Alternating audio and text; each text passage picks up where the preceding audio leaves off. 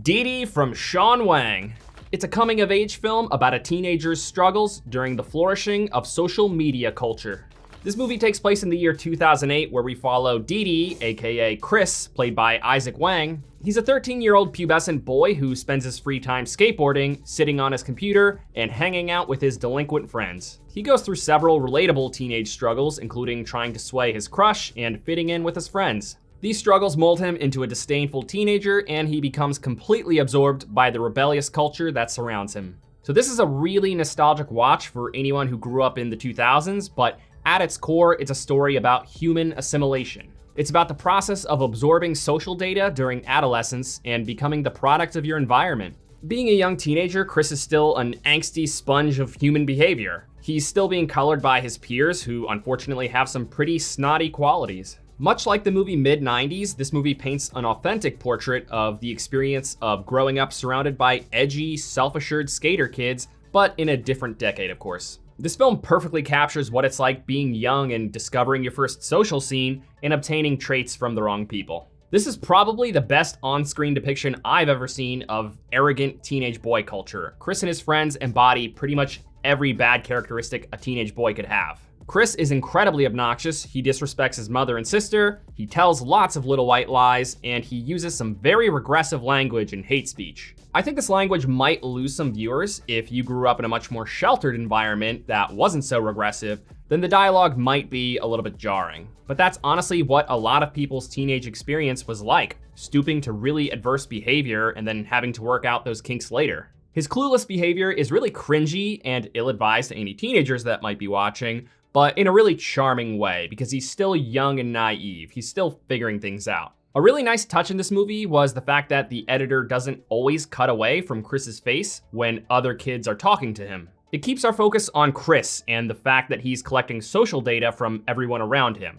It reminds us that it's about his experience and not necessarily the events happening. It was also cool having some scenes primarily take place on Chris's computer. Like there will be long durations where we'll see him hovering back and forth between places on his desktop. Rather than seeing his face and reactions to messages, sometimes we'll just see his computer screen where he types a response and then erases it and types something else. This really shows us how curated his behavior is in the digital world, which naturally bleeds over into his real-life disingenuous character. This movie is also a nostalgia goldmine for anyone who grew up in the late 2000s, or as I like to call it, the MySpace era. Chris spends a lot of time on his computer scrolling through MySpace during its glory days, watching YouTube videos back when the platform was more about home videos than it was content, and of course messaging friends on AOL Instant Messenger. This movie is such a good example of what it was like using social media and having an online identity prior to the smartphone era. You know, back when you had to get on your desktop and see if anyone else was online who you could message with on AIM rather than just texting them.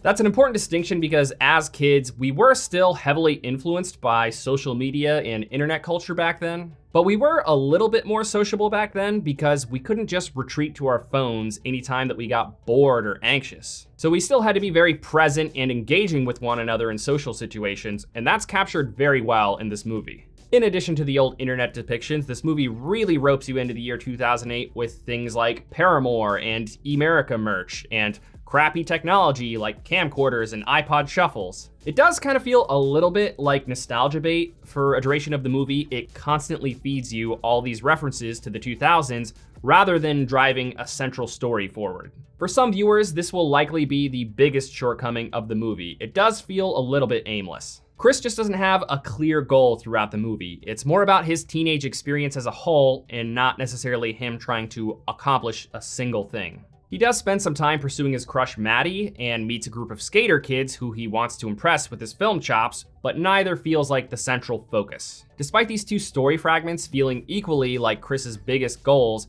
they felt pretty disjointed and almost sequential. But they do of course bring out the biggest layers of struggle that are within Chris. He reaches peak angst when he's with Maddie, and his analytical tendencies are very noticeable when he's with his new skater friends, because he starts to present himself differently based on the fact that he's with older and slightly more mature kids. So I think this movie might hinge on relatability more than anything. This really struck a chord in me because it is the most relatable coming of age film I've ever seen. Having grown up around crappy skater kids, being extremely difficult to deal with at home, and being absorbed by internet culture at such a young age, this was a really familiar watch. I was even the same age as Chris in the year that the movie takes place. All that said, I don't know if I would be as enthusiastic about the movie had it not been so relatable or nostalgic, because again, it does feel a little bit aimless. This movie has its entertaining story points and gets to be pretty touching, but I can't shake the feeling that the movie might not speak as loudly to viewers who didn't grow up during this time. I'd actually really love to hear your thoughts down in the comments if you've seen this movie and have any thoughts on this. But as with any movie review here, this is based on a single viewing experience, and it was a pretty positive one, all things considered. Overall, this was a really charming film and a wonderful depiction of what it was like growing up during the initial rise of social media. I thought this movie was a pretty good time. If you like coming of age stories, or if you also grew up in the 2000s, then this is definitely worth checking out. But if you're not into films about teenage angst, or if you prefer films with a much more focused plot, then you might not enjoy this one. Thank you for watching this review. If it brought you any value at all, please give it a like. It really does help the channel grow. I'll see you later this week with my review of Borderlands.